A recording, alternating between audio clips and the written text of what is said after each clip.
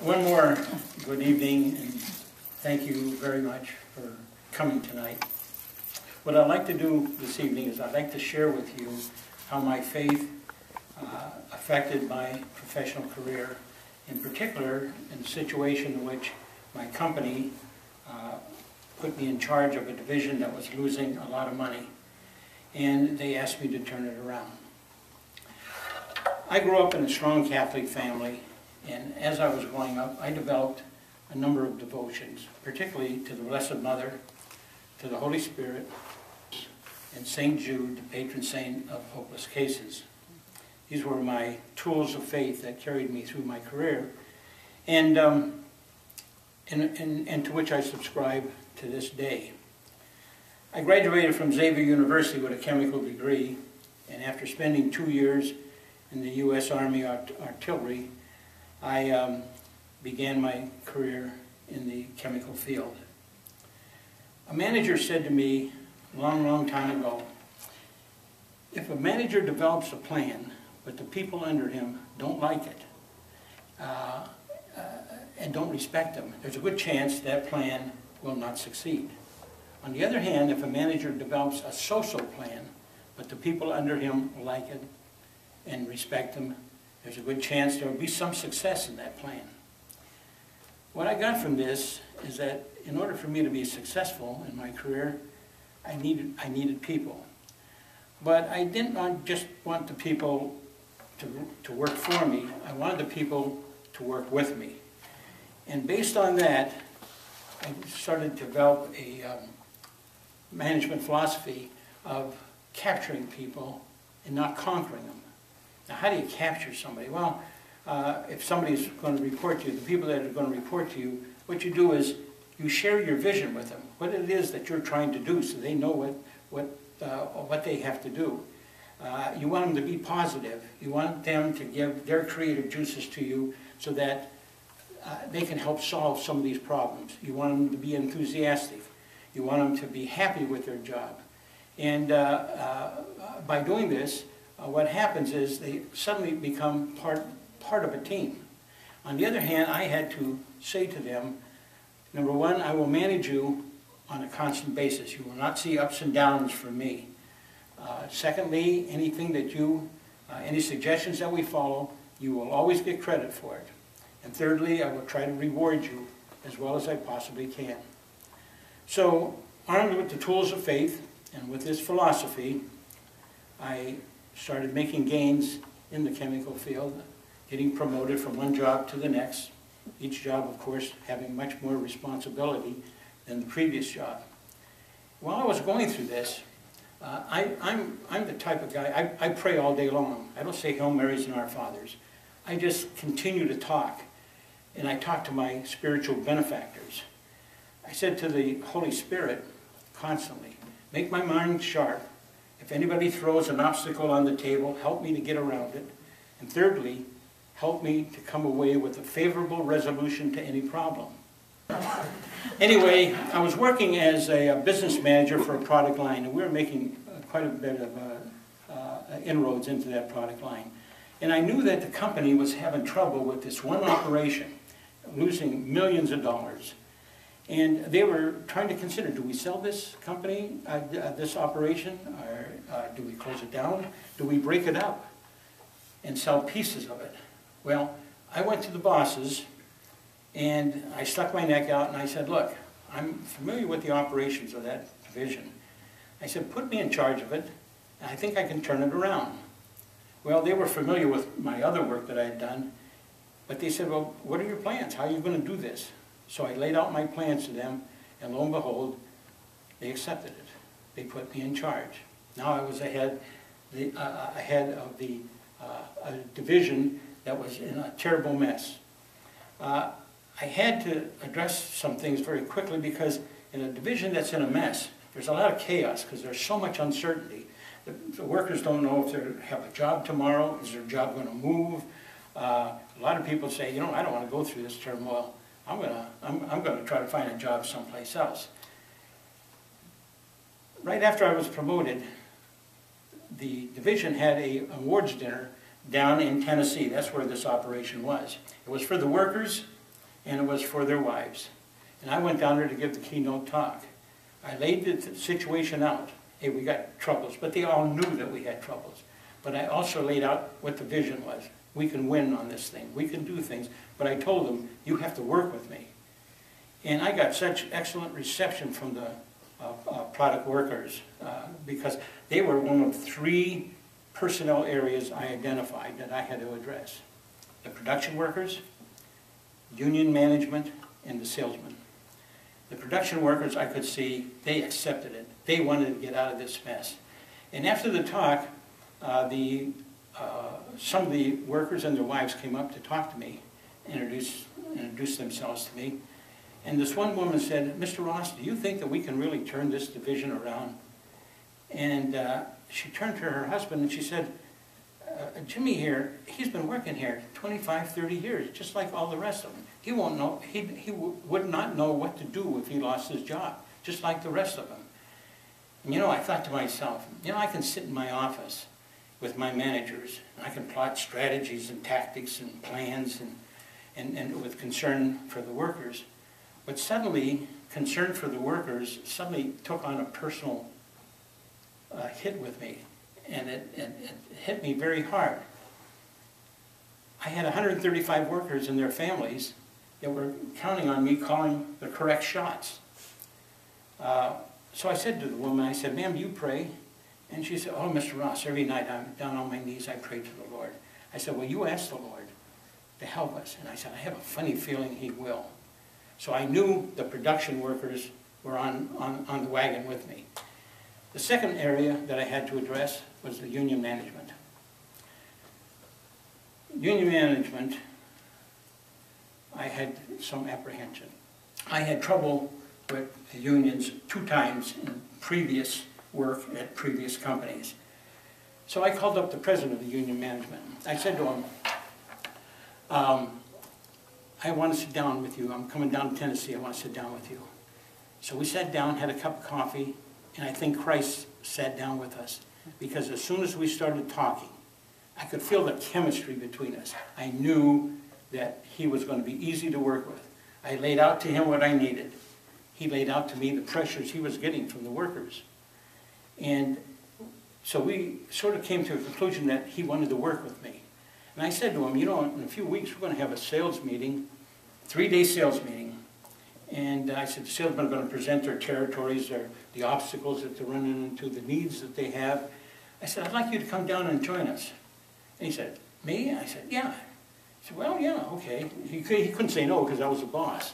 He said, yeah, okay, I'll do that. And I said, but there's one thing I want from you. He said, what's that? I said, at the end of the 3 days, after you've heard all the presentations, I want you to get up and make a presentation. He said, what about? I said, about you and about the union. He said, well, okay, I will. So the sales meeting comes along. 3 days we were together listening to presentations. We ate together. We drank together. At the end of the 3rd day, after all the sales presentations were done, it was his turn. He got up. The first sentence out of his mouth was, the union gives us a booklet. And on the first page of the booklet, they insinuate that the company is the enemy. Then he looked around and he said, you know, I don't think I believe that anymore. And I knew we had him. And he worked with me very closely. All the grievances were handled easily. Labor contract negotiations were handled easily. And everything worked out with the union. They were not a problem. They were a contributor. The third personnel area I had to work with were the salesmen. The salesmen work on a salary basis, but they also have an incentive plan in which they develop targets, the amount that they're going to sell at the start of the year, and if they meet that target at the end of the year, they get a nice bonus. The bonus will be a nice percentage of their salary. So if they meet their target, they get their salary, and then they get a lump sum, and they love the lump sum around the holiday time. But there was one problem. The problem with that incentive plan was that if a salesman has a bad January and a February, he could sit down and say, gee, there's no way I'm going to make up this shortfall in the next 10 months. So for the next 10 months, he'll continue to sell because that's his job. But he won't sell at that high, intense, aggressive level that I was looking for. So I thought, we have to work something out. And then the Holy Spirit developed a plan, and we followed it. The plan was to have the same mechanism, but do it on quarters, so that if a salesman has a bad January or February, he'd say, okay, I'm not going to get my first quarter budget, but I can start in April to work on the second quarter budget, and so on and so on. He will never be tied down by something that happened 7 months ago. And the level of sales that these guys did was tremendous. And they were instrumental in helping the company, the division turn around. The division turned around, the bleeding stopped, and then slowly we started making money. And the company liked the progress that we were making, and they built another plant down in Texas. And then shortly after I left the company, they bought a small operation similar to this division, and they combined it together and made a great business portfolio that was based on the division that was failing. Was I responsible for this turnaround? Yes, I was. And so was the workers, so were the managers, so were the salesmen, so was the Blessed Mother, the Holy Spirit, including Jude. Imagine, patron of hopeless cases. I think he had his hands full. And this is the way it was supposed to be. It was a team victory. And the beauty of a team victory is that all the members of the team at the end enjoy a slice of that satisfaction pie. They all contributed to it. They all worked hard on it. Now, what did I learn from it that I want to share with you? First of all, I had talked about some people. I wanted to, how do I capture people outside the company? I tried to build a bridge of respect with them. I tried to build a bridge. I tried to see what do we have in common. Where are you from? What school did you go to? What do you like? What don't you like? And if I found a guy that was a Catholic, oh, the bridge was starting to form. Now, being Italian, if I found a guy that was a Catholic and an Italian, we were like buddies for 30 years. So we had the bridges built. Why build those bridges? Because it's so much easier to manage people, to sell to people, or to negotiate with people, where you have a sense of respect. You know, everybody says that they want to maintain their dignity, but everybody defines what dignity is a little differently. I have found that the one way to cut across all this is to offer people your respect. It costs me nothing to give a person respect. But that person that receives that respect values that respect as priceless. I think it helped me out with understanding one of the commandments of Christ. Love thy neighbor as thyself.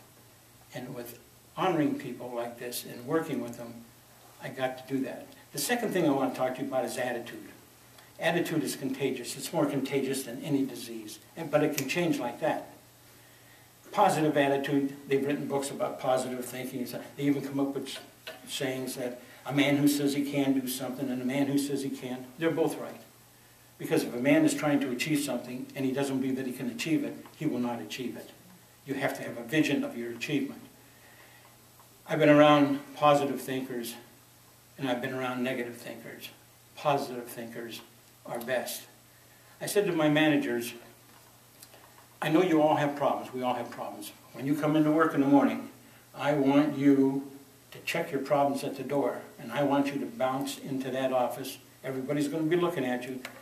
Good morning, good morning. I like to see you do that because people will say, hey, it builds their attitude up. Their attitude gets higher, and they become more productive.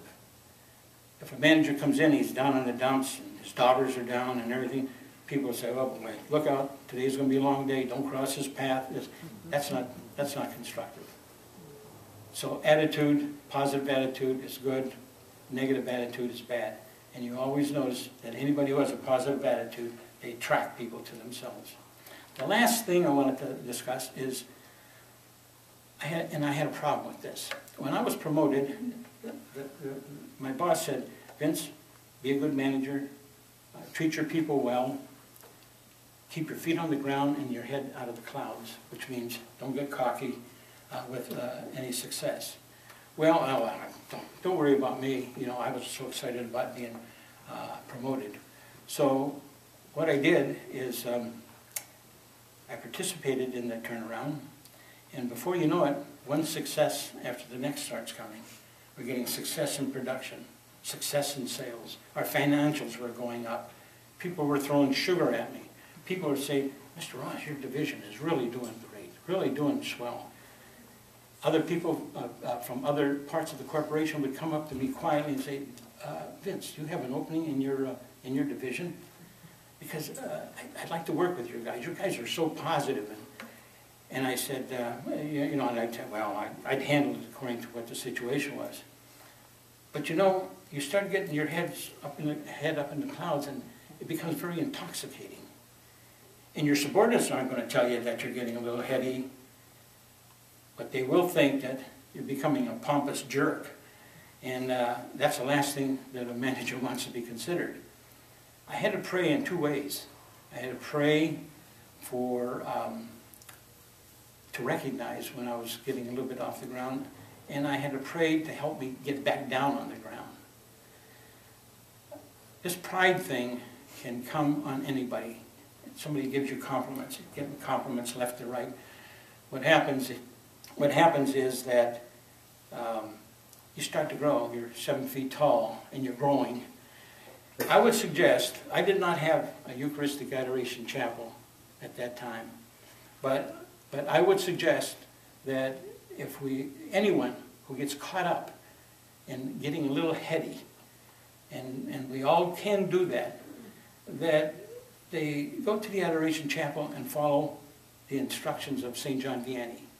He spent many hours in adoration, and the people asked him, what are you doing there? You're praying to the real presence? You're talking to the, praying to the sacred white host. What are you doing there? And he says one thing simply. He said, I look at him and he looks at me. And I will guarantee you that if you go into the chapel and you go through this little cocky period, if you look at that sacred host and you know he's looking back at you, it will only take a couple minutes for you to realize who you really are and how you have, how you can get your feet back down on the ground. This ends my presentation. I wanted to go smoothly. I did not have my teleprompter. Some guy in Washington is using it. So if there are any questions, the clock watcher here, do I have some time to answer questions? Any questions?